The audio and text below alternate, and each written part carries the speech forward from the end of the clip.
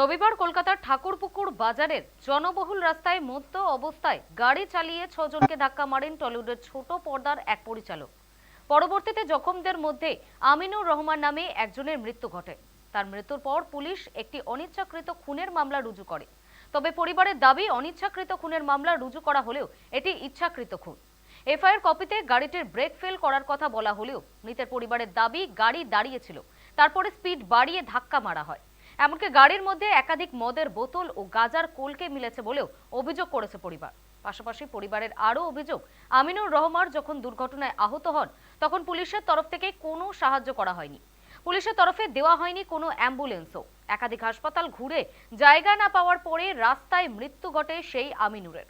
এই পরিস্থিতি বর্তমানে পরিবারের সদস্যরা কলকাতা পুলিশের অসহযোগিতার কথা বলেছেন এবং দোষীদের দৃষ্টান্তমূলক শাস্তির দাবি করেছেন। গাড়িটার পাশে গাড়িটা কি চাইছেন? কি চাইছেন? আমার বাবার খুন করা হয়েছিল। গাড়িটা দেখুন প্রায় 50 থেকে 60 স্পিডে দেখুন পুরো ধোঁয়া উড়িয়ে চলে গেল। আমার বাবার খুন করা হয়েছিল, পুলিশ ওদেরকে বাঁচিয়ে নিয়ে চলে গেল আমার বাবার খুনিদের আমার সামনে দিয়ে। আমি যখন আমার বাবার খুনিকে ধরেছিলাম পুলিশ আমাকে ছাড়িয়ে দিয়ে ওদেরকে গাড়িতে তুলে নিয়ে চলে গেল।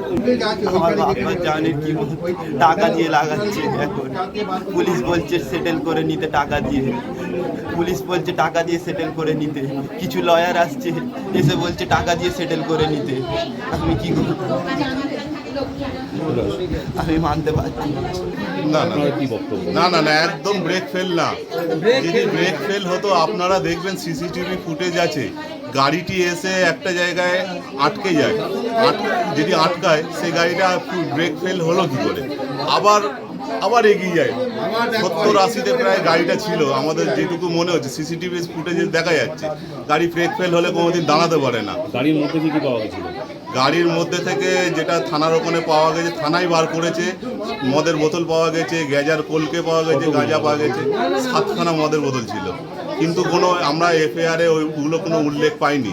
কি মনে হয় প্রভাবশালী বলে? প্রভাবশালী বলে ওদেরকে বাঁচানোর চেষ্টা হচ্ছে কোনোভাবে প্রশাসন থেকে। আপনাদেরকে টাকা অফার করা হয়েছে? আমার কাকার ছেলে, আমি তো হসপিটালে সারাক্ষণই ছিলাম কাকার সঙ্গে, তো কাকার ছেলেকে বিভিন্নভাবে থানায় ডেকে বলা হয়েছিল যে তোমরা একটা সেটেলমেন্ট করে নাও। ওদের অ্যাডভোকেটও সেইভাবে ওর সঙ্গে আলোচনা করে। মানে পয়সার বিনিময়ে প্রাণ? সেটাই ওরা করতে চাইছে, পয়সার বিনিময়ে প্রাণ। ওদেরকে বাঁচানোর চেষ্টা করা হচ্ছে। পুলিশ তো আমাদের সেইভাবে কোনো সহযোগিতা করিনি। আমরা নিজেদের ইচ্ছাতে আমরা সেইভাবে গাড়ি করে নিয়ে গিয়ে ওনাকে হসপিটাল কস্তুরি থেকে আবার আমরা ক্যালকাটা হসপিটাল থেকে আমরা পিজিতে নিয়ে যাই, সেখানেও সিট পাইনি আমরা। সেখান থেকে আমরা আবার নেতাজি নার্সিংহোমে আমরা নিয়ে আসি। ততক্ষণে আমাদের পেশেন্ট খুব অবস্থা খারাপ হয়ে যায়।